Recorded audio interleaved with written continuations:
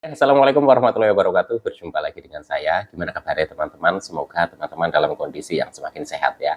Semakin membaik dan terus membaik hingga menuju sembuh. Amin ya rabbal alamin. Kembali lagi, saya akan berbagi pengalaman-pengalaman saya dalam menghadapi gangguan asam lambung, GERD, anxiety, psikosomatik hingga membaik dan sembuh. Apa yang akan saya bagikan ini adalah yang murni berdasarkan pengalaman pribadi saya. Karena saya bukan dokter, bukan ahli medis, bukan ahli hipnoterapi, juga bukan ahli obat-obatan. Saya hanya orang yang pernah menderita gangguan ini dan alhamdulillah sudah sembuh. Kalau saya bisa sembuh, saya yakin teman-teman juga bisa sembuh. Ya, semangat. Langsung saja ya teman-teman ya untuk menyingkat durasinya. Jadi ada beberapa hal yang perlu kita pahami dalam proses pemulihan dari gangguan asam lambung, GERD, anxiety, psikosomatik. Di sini saya berbagi murni berdasarkan pengalaman pribadi saya. Ya, ini ada pertanyaan dari akunnya Ucok Tobing. Ya, Min izin, keluhan kita hampir sama. Saya tiap hari nafas berat, hidung gampang sumbat, padahal tidak pilek. Setiap hari saya merasakan dada berat. Nafas susah, hidung sumbat, sangat menyiksa. Sensasinya muncul lebih sering dibanding tidak.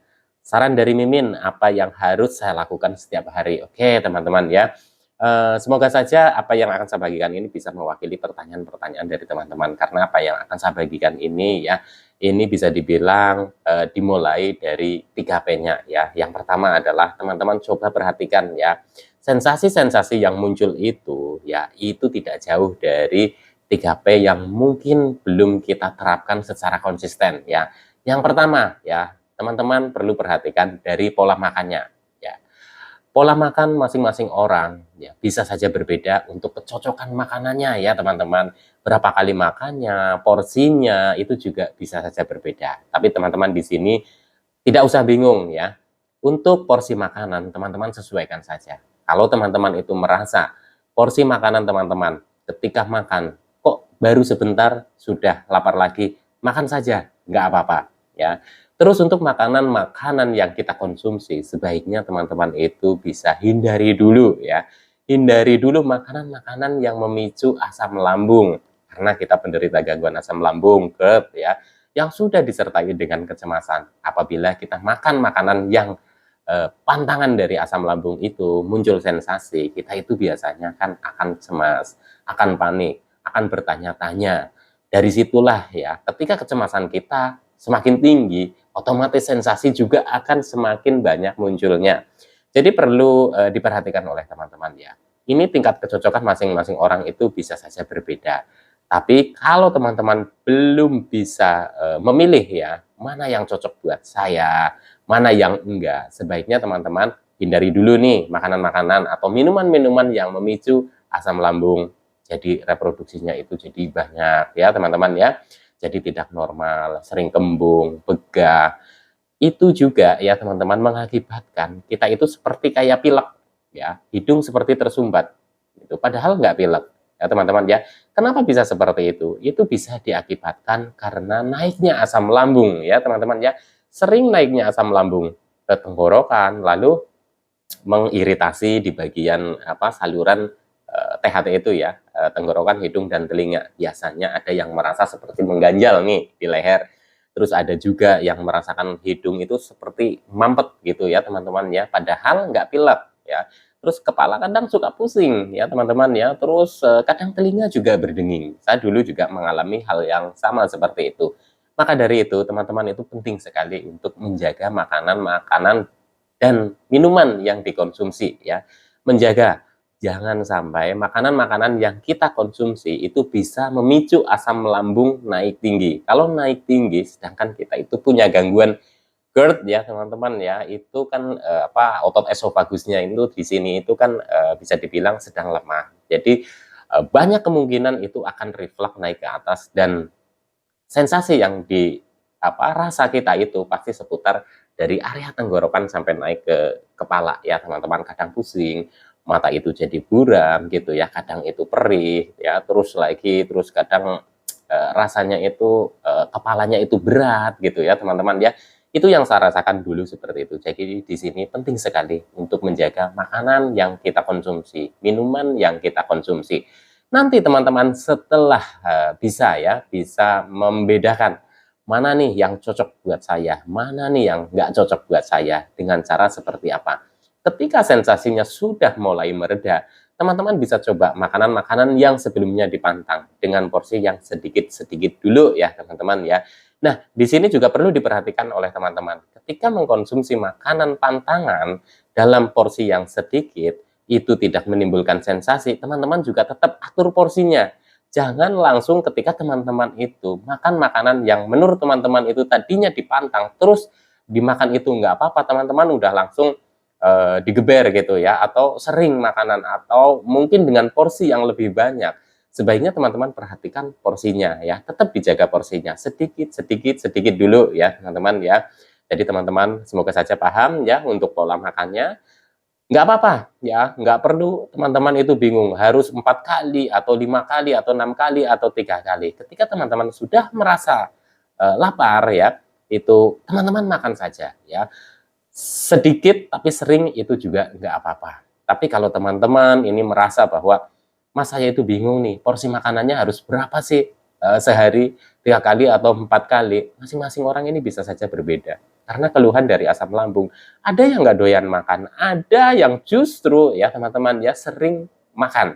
Ada juga seperti itu. Nah ini teman-teman sesuaikan saja dengan kondisi teman-teman. Jadi nggak usah dibingungkan. Berapa kali sehari itu nggak usah dibingungkan ya teman-teman ya. Semoga sampai sini teman-teman paham untuk pola makannya ya. Terus kita lanjut lagi ke pola hidupnya ya. Nah ini ya teman-teman ya. Karena pola hidup juga berpengaruh dengan sensasi-sensasi yang muncul ya. Teman-teman coba perhatikan lagi, apakah teman-teman itu sudah berolahraga rutin? Contoh misalkan, olahraga itu nggak terlalu berat ya teman-teman ya, jangan terlalu berat. Nggak usah diforsir, cukup jalan kaki saja kalau teman-teman itu belum sanggup untuk jogging gitu ya. Teman-teman cukup jalan kaki saja, asalkan rutin ya. Pagi, sore itu nggak apa-apa ya teman-teman ya, jangan kecapean. Dinikmatin saja, nggak usah terlalu forsir, nggak usah terlalu bertarget bahwa saya itu olahraganya itu harus setengah jam atau mungkin 45 menit. Teman-teman semampunya aja dulu. Jadi teman-teman yang penting usahakan setiap hari itu ada olahraganya. Terus untuk tidurnya ya teman-teman, kalau teman-teman itu tidurnya merasa bahwa teman-teman itu susah, coba teman-teman latih ya, latih untuk relaksasi. Ya, relaksasi itu banyak caranya ya teman-teman ya. Contoh misalkan kita itu bisa mendatangi tempat-tempat yang menurut kita itu adem gitu ya, asri gitu ya. Itu bisa saja dengan seperti itu. Atau mungkin teman-teman senang mendengarkan musik, nggak apa-apa kalau musik itu bisa bikin teman-teman itu jadi santai ya, jadi relaks gitu ya. Itu nggak apa-apa karena banyak sekali cara ya untuk kita bisa rileks ya, masing-masing orang mungkin bisa saja berbeda ya.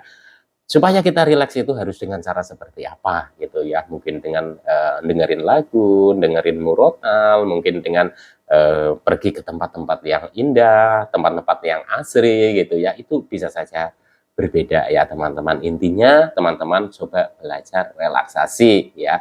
Terus untuk tidur malamnya usahakan cukup. Nanti kalau teman-teman itu sudah bisa tidur ya, jangan begadang ya. Teman-teman coba sebisa mungkin ya, walaupun teman-teman sudah merasa sudah ada perbaikan ya, sudah enak, usahakan teman-teman itu jangan begadang dulu ya, kecuali ada momen-momen tertentu ya, mungkin ada acara keluarga atau apa sesekali teman-teman itu harus melek malam ya teman-teman ya, jangan terlalu malam ya, minta izin aja sama keluarga kalau sudah malam teman-teman harus tidur, karena ini berpengaruh sekali dalam proses penyembuhan ya.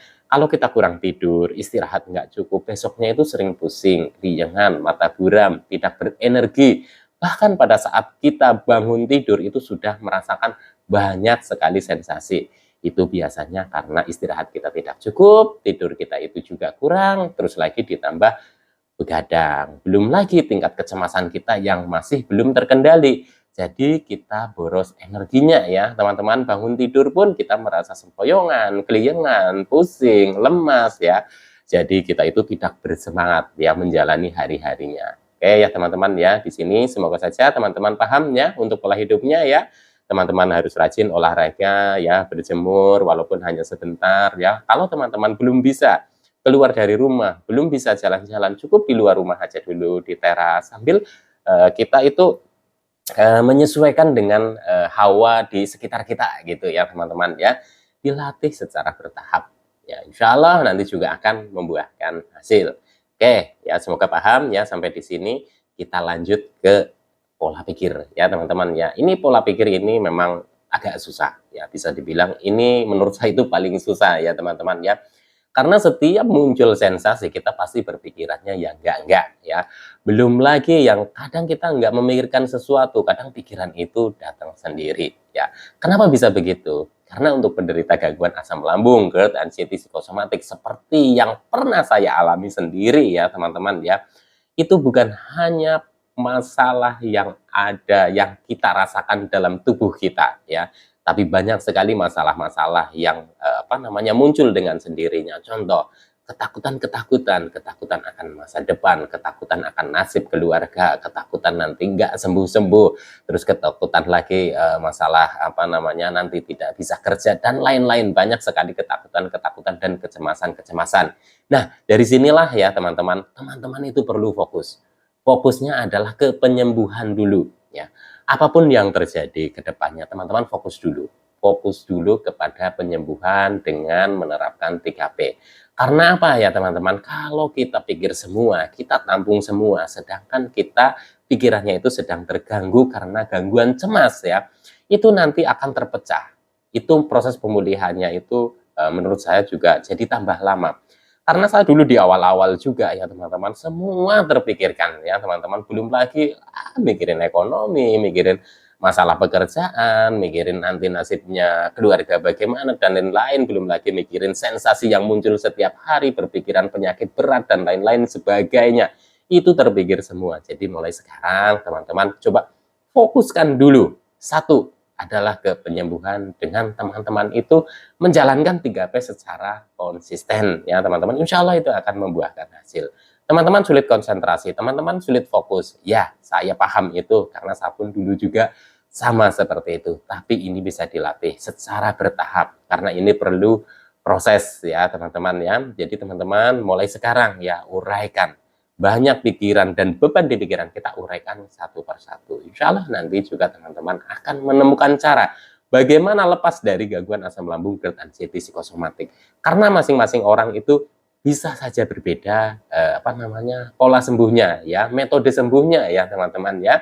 Jadi ada yang teman-teman itu punya cara tersendiri. Oh ya, ketika muncul sensasi saya harus bisa cuek dan lain-lain. Nanti kalau mental teman-teman lama-lama itu sudah terbangun, pikiran teman-teman itu sedikit demi sedikit masalah-masalah sudah terurai, mental teman-teman itu tambah kuat, itu penyembuhannya itu akan lebih cepat. Oke teman-teman ya, semoga saja paham sampai di sini ya. Saya doakan teman-teman lekas membaik dan sembuh. Insya Allah disambung dengan menjawab pertanyaan dari teman-teman. Salam sehat jasmani dan rohani. Wassalamualaikum warahmatullahi wabarakatuh.